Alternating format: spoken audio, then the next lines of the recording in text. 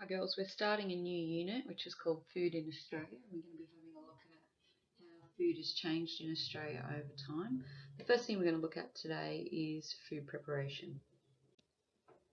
So our main focus is going to be basic food ingredients, and we already know there's lots of different types of ingredients available to help us with our food preparation. What we're going to focus on though is how different cuisines are created just by varying these basic ingredients and cooking methods. So by cuisine we mean a style of cooking, so like Chinese cooking or Indian cooking or Italian cooking. So I want you to start a new glossary for this unit of work, and I want you to put cuisine in, and cuisine means a style of cooking. It's actually a French word which means kitchen. So in your notes with the heading basic ingredients, I want you to draw up a table which has these headings: ingredients, description and examples. And as we go through this video, I want you to add in your descriptions and add in your examples into a table. So just pause, draw up your table within your notes, and then we'll continue on. So the first foods we're going to have a look at are protein-rich foods, and we already know from our work all year that protein-rich foods mostly come from animals and include the flesh or the animal muscle, like as if you had a piece of steak, and it also includes their byproducts, and from that we mean like eggs, which come from chickens, which are obviously an animal. It also means milk, which comes from cows, which are an animal, so they're also our animal protein-rich foods. But we also know that protein foods can come from plants, and it includes legumes, so all of your peas, chickpeas, kidney beans, and also lentils, and nuts go into that as well. So pop those things into your table with your description and then try and come up with some examples. The other thing that I want you to do is to have a think about how protein varies throughout different cuisines. So underneath your table you might write protein varies throughout different cuisines by. So have a think about how different cuisines or types of cooking use different types of protein.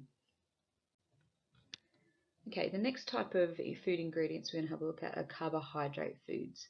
And we've studied carbohydrates before, and we know that they can come from plant sources like fruits, vegetables, grains, and cereals.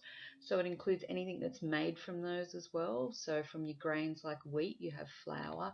From your grain oats, you can then have your oats that you make porridge with. So they're all carbohydrates. But carbohydrates also come from sugars that aren't fruit, like sugar canes, and then from all your other types of sugars like lactose, which is a sugar from milk. So write down those descriptions and examples in your table.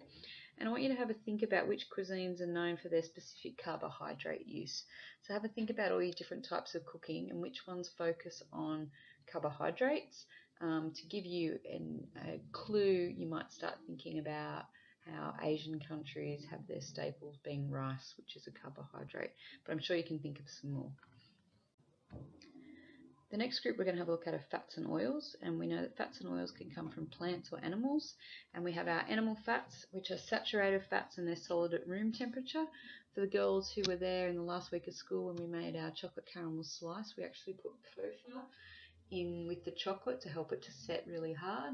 And kefir is an animal fat that comes from the fat from beef. So they're saturated fats and they're actually solid at room temperature. So if you had like a pork chop and then you left the fat sitting on your plate and you left it there for a little while, then you notice it starts to harden and goes a little bit white. So the opposite of those are plant oils, and they're unsaturated, so they're a little bit better for you, and they're actually liquid at room temperature like your olive oil and all your plant oils like that. So fats and oils, you can use them for flavour, but you also can use them as a cooking medium, like you can deep fry and shallow fry. You could saute in butter as well. So that's a different way that fats and oils are used in cooking. So under your table, I want you now to have a look at fats and have a look and think about how different cultures use fats and oils in their cooking.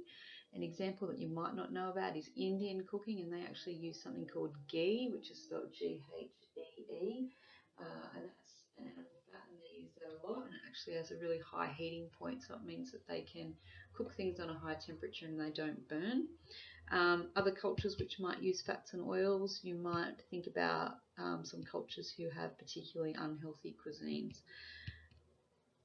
Second question there, and which cuisines are known for their use of fats and oils. So have a think about that. If you thought about fats and oils used in food, which cuisines would they relate to?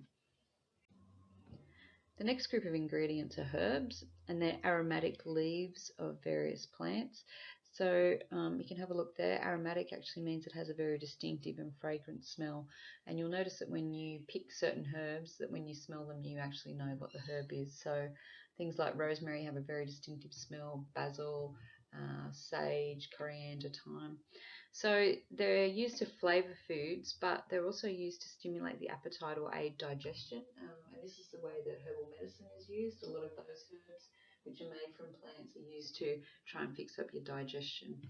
So you can use herbs fresh or dried, and dried herbs can also be powdered. So you can get, say, oregano as a fine powder that you can use in cooking. So fill in your table, and then what I want you to do is to choose 2 cuisines and list the common herbs used in their cooking. So try and think of things that are fairly well known and how herbs are used within that cuisine. So spices are another food ingredient, and they're aromatic as well, which means they have that distinctive smell. They're flavouring agents, and you get them from the bud, the seed, the fruit, or the bark of certain plants. So buds, clove actually comes from a bud. Seed, you can get things like coriander. Fruit could be pepper. Pepper comes from a berry plant, and bark could be cinnamon. So fill in your table with some examples of different types of spices. Then I want you to choose 2 cuisines that are well known for their spice use and try and find out 3 spices which are used in their cooking. So I'd be thinking somewhere, I'd be starting with maybe Indian, because that's well known for its spices, and see where you go from there. Okay, so what you should have done by now is filled out your table with your descriptions and examples. You should have also answered the questions that we've had along the way. And now what I want you to do is to make a list of the fruit and vegetables which are in season in Australia at the moment. So you should be able to Google that and find out. You don't need to list everything, but just pick the main things. The other way you could find that out is by going to the supermarket and having a look at the Australian grown produce and see what's in season. Generally the things that are cheaper at the moment are the things that are in season. The other thing I want you to do is to open up your pantry and have a look at what herbs and spices are in there.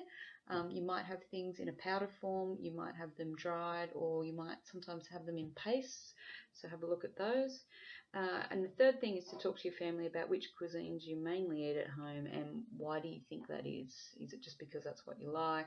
Is it because you have a family history of those things? Is it because you can particularly cook those things quite well?